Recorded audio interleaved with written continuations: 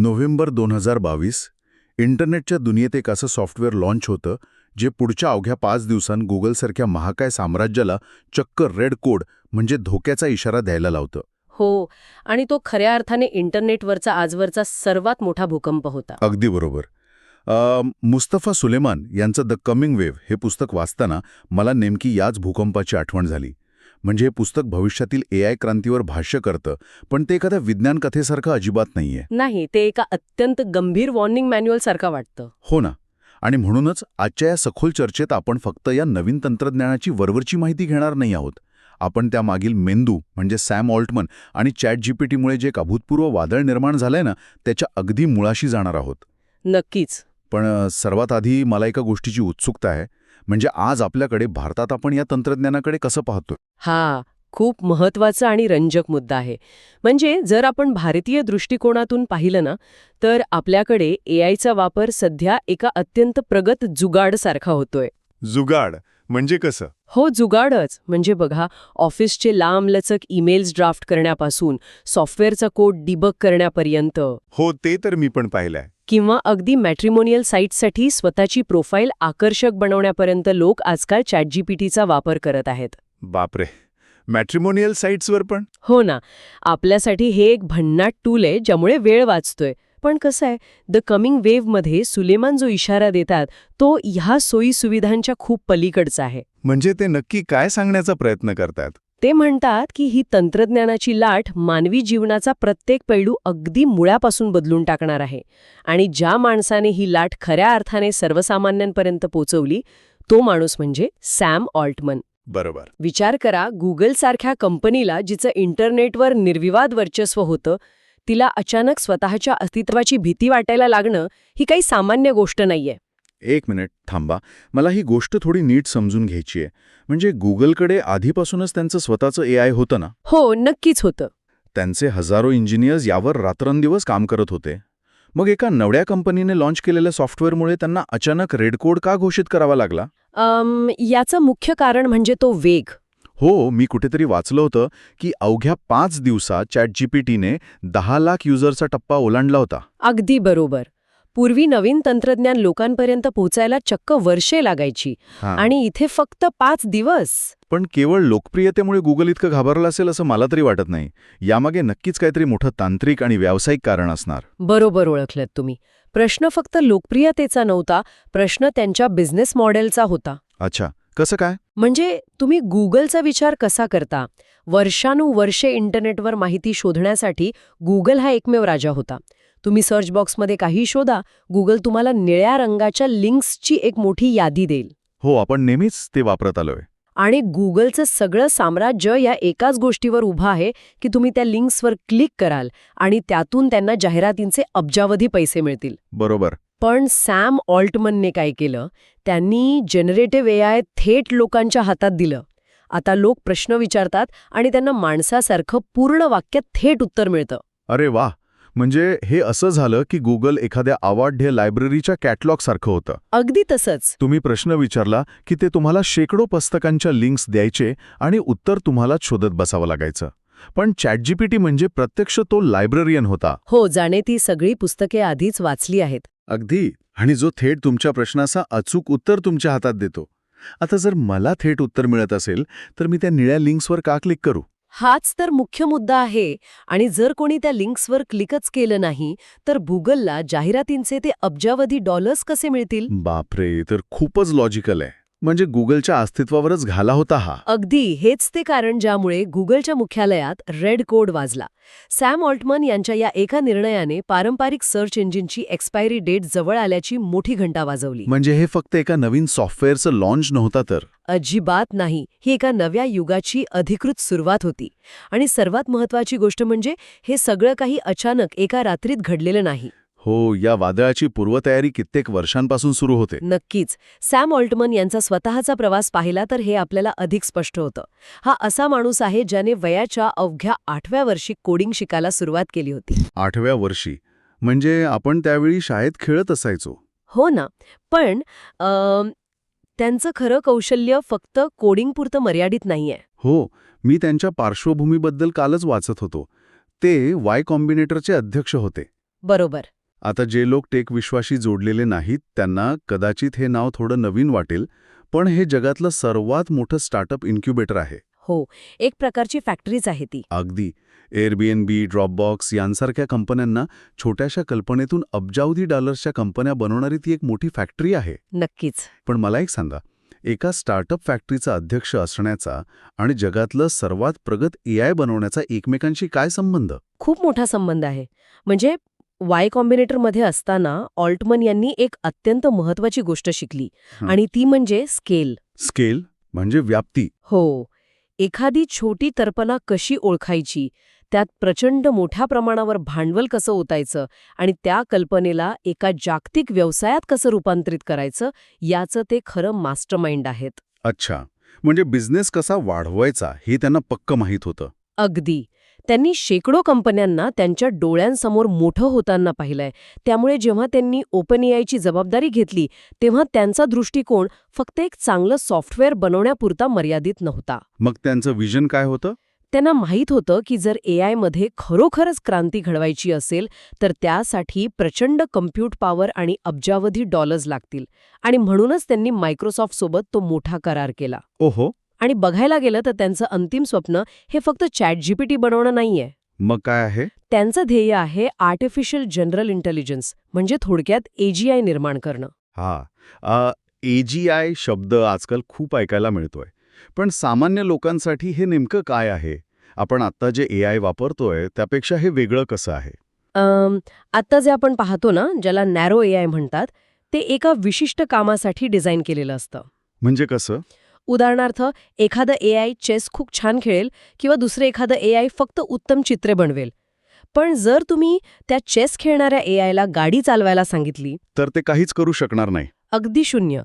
पण एजीआय ही संकल्पना त्याहून खूप वेगळी आणि अधिक शक्तिशाली आहे. म्हणजे ते सगळंच करू शकतं? हो, एजीआय म्हणजे अशी एक प्रणाली जी कोणत्याही बौद्धिक कामात माणसाच्या बरोबरीने किंवा माणसापेक्षाही अधिक चांगल्या प्रकारे विचार करू शकेल. बापरे. ते एकाच वेळी चेस खेळू शकेल, कॅन्सरवर नवीन औषध शोधू शकेल आणि संपूर्ण अर्थव्यवस्थेचं मॉडेलही बनवू शकेल. आणि विशेष म्हणजे ते स्वतःहून नवीन गोष्टी शिकू शकेल. म्हणजे मानवी मेंदूप्रमाणे कोणत्याही नव्या परिस्थितीशी जुळवून घेण्याची त्याची क्षमता असेल. अगदी बरोबर. हे ऐकायला जेवढं रंजक वाटतंय तेवढंच भयानकही आहे खरं तर. हो ना, भीतीदायक आहे थोडं. म्हणजे विचार करा, जेव्हा एखादा सॉफ्टवेअर तुमच्यापेक्षा चांगलं कोडिंग करेल, तुमच्यापेक्षा उत्तम बिझनेस प्लॅन बनवेल, तेव्हा आपल्या आजच्या डिग्रीची किंमत काय राहील? हा एक मोठा प्रश्न आहेच. पण याच प्रवासात एक असं वळण आलं ज्याने संपूर्ण जगाला हादरून टाकलं. तो नोव्हेंबर 2023 मधला कॉर्पोरेट भूकंप. हो, ती तर खूपच धक्कादायक घटना होती. ओपनएआयच्या बोर्डाने सॅम ऑल्टमन यांना अचानक चक्क एका व्हिडिओ कॉलवर कंपनीतून काढून टाकलं, कोणत्याही पूर्वसूचनेशिवाय. हो, संपूर्ण सिलिकॉन व्हॅली हादरली होती तेव्हा. पण यात मला एक मोठी विसंगती वाटते. जर ऑल्टमन कंपनीला इतक्या वेगाने यशाच्या शिखरावर नेत होते, त्यांचं तंत्रज्ञान जगभरात वापरलं जात होतं, तर त्यांच्याच बोर्डाने त्यांना का काढलं? बरोबर. म्हणजे एका अत्यंत यशस्वी नेत्याला बाहेर काढणं म्हणजे स्वतःच्याच पायावर कुऱ्हाड मारण्यासारखं नाही का? हे सगळं सत्तेसाठी होतं की तंत्रज्ञानाच्या भीतीपोटी? हा प्रश्न अत्यंत रास्त आहे आणि याचं उत्तर ओपन एआयच्या एका विचित्र कॉर्पोरेट रचनेत आणि दोन भिन्न विचारसरणींच्या युद्धात दडलेलं आहे. विचित्र रचना म्हणजे कसं? जेव्हा ओपन एआयची स्थापना झाली ना, तेव्हा ती नफ्यासाठी काम करणारी म्हणजे फॉर प्रॉफिट कंपनी नव्हती. ती चक्क एक नॉन प्रॉफिट संस्था होती. अरे वा, हे मला माहीत नव्हतं. यामागील विचार असा होता की एजीआय हे तंत्रज्ञान इतकं शक्तिशाली आणि धोकादायक असू शकतं की ते कोणत्याही एका कॉर्पोरेट कंपनीच्या मालकीचं अजिबात नसावं, ज्यांना फक्त पैसे कमवण्यात रस आहे. म्हणजे सर्वांच्या भल्यासाठी असावं. हो, पण नंतर ऑल्टमन यांच्या लक्षात आलं की हे तंत्रज्ञान विकसित करण्यासाठी लागणारे अब्जावधी डॉलर्स देणगीतून तर मिळू शकत नाहीत. साहजिकच आहे. त्यामुळे त्यांनी या संस्थेअंतर्गत एक नफा कमवणारी उपकंपनी सुरू केली. पण गंमत बघा, तरीही अंतिम नियंत्रण त्या मूळ नॉन प्रॉफिट बोर्डाकडेच होतं. ओके, म्हणजे कंपनी जरी अब्जावधी डॉलर्स कमवत असली तरी अंतिम निर्णय घेण्याचे अधिकार अशा लोकांकडे होते ज्यांचं प्राथमिक ध्येय नफा हे नव्हतंच. अगदी नेमकं ओळखलत. आणि इथेच खरी ठिणगी पडली. हा सगळा संघर्ष एआयच्या भविष्यावरील नियंत्रणाचा लढा होता. म्हणजे 2 गटांत मतभेद झाले. हो, एकीकडे सॅम ऑल्टमन होते, ज्यांना हे तंत्रज्ञान अत्यंत वेगाने पुढे न्यायचं होतं, सतत नवीन उत्पादने बाजारात आणायची होती. त्यांना आपण ॲक्सेलरेशनिस्ट म्हणू शकतो, ज्यांचा वेगावर जास्त विश्वास आहे. आणि दुसरीकडे बोर्डाचे सदस्य होते, ज्यांना हे वाटत होतं की हे तंत्रज्ञान इतक्या वेगाने विकसित होत आहे की ते सुरक्षितेच्या चाचण्यांविना लोकांच्या हातात देणं अत्यंत धोकादायक आहे. म्हणजे तंत्रज्ञान बनवणारे आणि त्याचे व्यावसायीकरण करणारे विरुद्ध सुरक्षितेचा आणि नैतिकतेचा आग्रह धरणारे, असा हा थेट संघर्ष होता. तर अगदी एआयची गती आणि सुरक्षितता या 2 तत्वांमधील ती मोठी लढाई होती. बोर्डाला सतत भीती वाटत होती की आपण एक अशा राक्षसाला जन्म देत आहोत ज्याला भविष्यात आपणच नियंत्रित करू शकणार नाही. बापरे, हे खरंच एखाद्या हॉलिवूड थ्रिलरसारखं वाटतंय. पण या पुढचा भाग आणखी थक्क करणारा होता. हो, पुढचं नाटक तर आणखीच रंजक होतं. मला आठवतंय, स्टीव्ह जॉब्सला जेव्हा ॲपलमधून काढलं होतं तेव्हा त्यांना परत यायला अनेक वर्ष लागली होती. पण सॅम ऑल्टमन यांनी अवघ्या 5 दिवसांत असं काही चक्र फिरवलं की ज्या बोर्डाने त्यांना काढलं त्याच बोर्डाला शेवटी राजीनामा द्यावा लागला. हो ना. हे कसं शक्य झालं? इथे सॅम ऑल्टमन यांनी दाखवून दिलं की ते केवळ वाय कॉम्बिनेटरचे माजी अध्यक्ष नव्हते, तर त्यांना कॉर्पोरेट सत्ता आणि पैशांचा खेळ अत्यंत उत्तम खेळता येतो. काय केलं त्यांनी नक्की? जेव्हा त्यांना काढण्यात आलं ना, तेव्हा मायक्रोसॉफ्टचे सीईओ सत्या नडेला यांनी लगेचच ऑल्टमन यांना मायक्रोसॉफ्टमध्ये नवीन एआय टीमचं नेतृत्व करण्याची मोठी ऑफर दिली. अरे बापरे, म्हणजे बॅकअप तयार होता. हो, पण खरी मेख तिथे नव्हती. ओपन एआयचे 95%हून अधिक कर्मचारी एकत्र आले आणि त्यांनी बोर्डाला थेट धमकीच दिली की जर ऑल्टमन परत आले नाहीत तर आम्ही सगळे राजीनामा देऊ. हो, ते म्हणाले आम्ही सगळे राजीनामा देऊन थेट मायक्रोसॉफ्टमध्ये जाऊ. आता विचार करा, ओपन एआयचं सगळं काम मायक्रोसॉफ्टच्या अझ्युअर सर्व्हर्सवर चालत होतं. बरोबर. जर तिथे इंजिनियर्सच नसतील तर कंपनीकडे फक्त एक रिकामी इमारत उरणार होती. म्हणजे तंत्रज्ञानाची ताकद आणि त्यामागील आर्थिक पाठबळ हे शेवटी बोर्डाच्या नैतिक आणि सुरक्षितेच्या भीतीपेक्षा खूप मोठं ठरलं. अगदी तसंच झालं. ऑल्टमन पुन्हा राजे म्हणून परतले, पण यावेळी ते अधिक शक्तिशाली होते. हो, आधीपेक्षा खूप जास्त. आणि हीच सुरक्षितेची आणि भीतीची बाब आपल्याला पुन्हा एका अत्यंत महत्त्वाच्या वळणावर आणून सोडते. म्हणजे हे तंत्रज्ञान एकीकडे प्रचंड मोठं वरदान वाटतंय, पण दुसरीकडे ते विनाशाची सुरुवात तर नाही ना? हा प्रश्न सर्वांनाच पडलाय आता. सॅम ऑल्टमन स्वतः असा दावा करतात की एआयमुळे मानवाचं आयुष्य खूप सोपं होईल, पण त्याचवेळी ते जगातील सरकारांना एक अत्यंत गंभीर चेतावणीही देतात. हो, त्यांनी अनेकदा हे बोलून दाखवलंय. ते म्हणतात की जर यावर योग्य नियंत्रण ठेवलं नाही तर हा मानवाचा शेवटचा शोध ठरू शकतो. आणि इथेच आपण सुरुवातीला उल्लेख केलेल्या द कमिंग वेव्ह या पुस्तकातील विश्लेषणाकडे पुन्हा एकदा येतो. हो, सुलेमानी यांनी पण हेच म्हटलंय. मुस्तफा सुलेमान यांच्या त्या पुस्तकातही याच धोक्याची जाणीव प्रकर्षाने करून दिली आहे.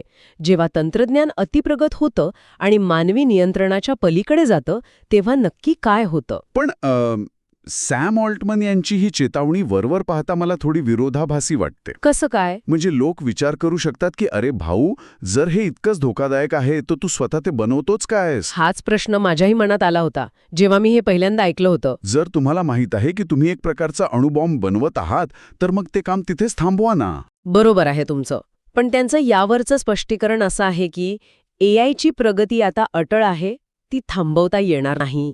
म्हणजे कोणी ना कोणी ते बनवणारच. हो, जर ओपन एआयने हे काम थांबवलं तर चीनमधील एखादी कंपनी किंवा जगातील दुसरा एखादा टेक जायंट हे नक्की बनवेल आणि कदाचित ते सुरक्षितेचे कोणतेही नियम पाळणार नाहीत.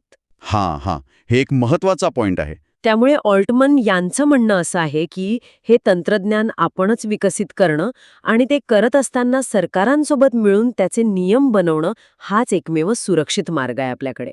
ओके. त्यांना या तंत्रज्ञानाची अमर्याद ताकद आणि त्याचे संभाव्य दुष्परिणाम दोन्ही पूर्णपणे समजलेले आहेत.